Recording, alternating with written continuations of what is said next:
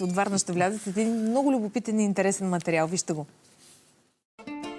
Иван Иванов разделя времето си между Съединените щати, където има бизнес, и родното си село Гроздьово, край Варна. Той е колекционер и пътешественик. В началото на тази година, по една случайност, Иван се оказва в Колумбия и Перу. Съвсем случайно на рождения ми ден наши познати ме свързаха с други познати, така една дълга история колумбийска. И в крайна сметка, с едно голямо ходене по мъките, успяхме да се срещнем с сестата на Пабло Ескобар, Глория Ескобар. Може би това беше тази годишния ми подарък за рождения ми ден. Пак казвам, трудно достъпна дама, но има шанс как да се срещнеш с нея. Знаеш ли за България, между няколко неща? Значи, когато ние се срещнахме с нея, се представихме като граждани на Република България. Аз не исках да споменавам нищо за Съединените щати, защото тя е малко скептично настроена към тях по обясними причини. Знаеше за комунизма, беше чувала за Тодор Живков.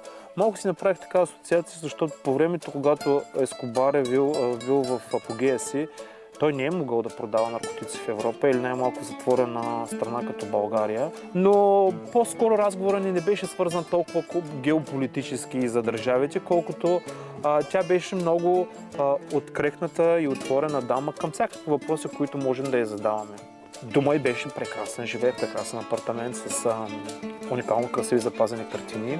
Доста интересни неща каза. Чухме и нейните версии. В момента има голям конфликт между нея и рода й. Затова ще се запазя много неща от разговорите, които са лично за нея. Градът е разделен на две. Да, наистина.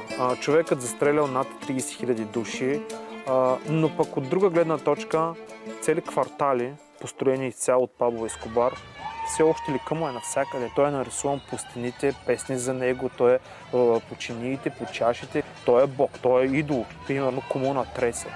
Цялата комуна Тресе няма къща, в която той да не е на почет. Докато, примерно, другата част, частта на лекари, на адвокати, на журналисти, да, те са против него. Но на въпроса какво е за вас брат ви Пабло, той не е на кръв. Той завинаги ще бъде Пабло за нея. Доста имаше ситуации, в които тя така се поплакваше и се спомняше за интересни неща и много често в разговорите прибягваше до една кутийка, в която пазеше неговата брада.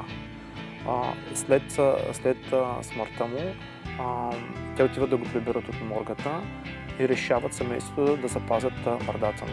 Между другото, тя пази много ценни неща, защото в Побладо, един от най-добрите квартали на Меделин, се направи нещо като музей, свързан с Пабло. Но голяма част от нещата, които са там, са по-скоро копия, имитации. Докато при нея е неговото бюро, на което той е работил. Черното тефтерчо, прословутото, там където този трябва да бъде и този не трябва да бъде. Голяма част от нещата са при нея.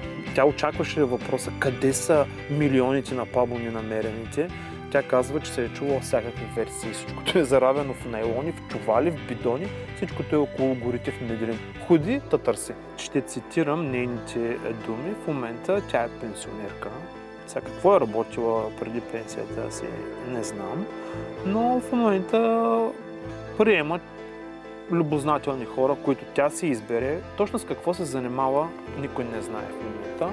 Изключително спокойна дама, грандиозна, говори спокойно. Сега какво точно, откъде са доходите, едва ли ще ми даде някакъв отговор, но примерно на въпроса как я приема днес в Меделин, тя каза, че няма проблем. Когато се разхожда по улиците, всички знаят коя е Глория. Въпреки че не е минало много време от тогава, все още духа на Пабло и на неговия род все още са живи в целия Меделин. Значи имах шанса да мина в нещата свързани с него. Бях на мястото, където той е застрелян. Ходих и на гробищата, където той е погребан с Густаво. Гроба му е ориентиран точно така, че да гледа Меделин, защото той казва Пабло, по-добре гроб в Меделин, отколкото решетки в САЩ. Неговата мечта е сбъдната, той е там. Много интересна история беше с една от църквите. Даже когато ни заведе дамата, която ни водеше, даже се зачудих защо отивам в тази църква, какво общо има тя, нали, с Пабло. И влязахме вътре в иконата, там голямата икона, която е. Те се събирали Пабло и цялата му банда и били са близки отношения с пастора, който ги е приютявал там. Там те са решавали кой да бъде зачеркнат и къде трябва да бъде следващия удар или къде трябва да бъде следващия взрив. Оказва се, че църквата е била най-малкото място, където полицията от Меделин би заподозряла защо те се събират и къде решават тези неща. Другата точка, на която също ходих, е в затворът, който е построен специално за него. Ел Катедрал. Затвор в кавички казвам. Това е било на счупените прозорци, които успяхме да видим. Вътре видяхме казино, видяхме зала за танци, бардаци, какво ли не. Дори площадка с хеликоптер, където са идвали наркотиците и проститутките, примерно от Меделин. Голяма част от нещата ще останат скрити, защото, пак казвам, не искам да направя конфликт между няколко държави. Относно кокаина и другите наркотици, Колумбия и Перу са може би единствените две страни, които всякакви кокаинови продукти са разрешени. Дори там, примерно, могат да ви посрещнат с чай от кокаинови листа. Буквално кокаина е културно растение, кокаиновото растение е културен храст, който расте. Дори бяха го посадили точно на голямата цитадела на Мачу Пикчу. Има голям храст, въпреки че е високопланински пояс. Там може да го видите. Най-обикновен храст, който може да го подминете, без да го познавате какво е. Но вече продукта, наркотикът, който се извлича от неговите листа, с него вече трябва много да се внимава. Дори всякакви продукти, свързани с кокаин, не само чист наркотик, говорим за листа, чай, шоколади, абсолютно забранено е да се изнасят от територията на двете държави. Дали само листа от чай от кокаинов храст, има принципа на кафето, просто тонизираща напитка, която е бързо освежаваща. Мисля, че беше южно от Куско, трябваше да изкачваме една планина, Винекулка, много красива, Rainbow Mountains, която има пластовите с различен цвят.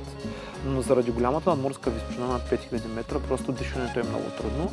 И местните ти дават листа от кокаин, просто ги дъвчиш, което ти вдига духа, за да можеш да се изкачиш от, казвам, листа от кокаинов храст, не кокаин. Има разлика голяма. Пътешествията си в Колумбия и Перу, включително и срещата с Глория, сестрата на Пабло Ескобар, Иван Иванов вече е събрал в книга, която ще бъде издадена до края на годината. За следващото си пътуване в началото на 2023 вече е избрал нова дестинация. Това ще е Африка. Надява се там отново да има екстремни преживявания и да се срещне с интересни хора.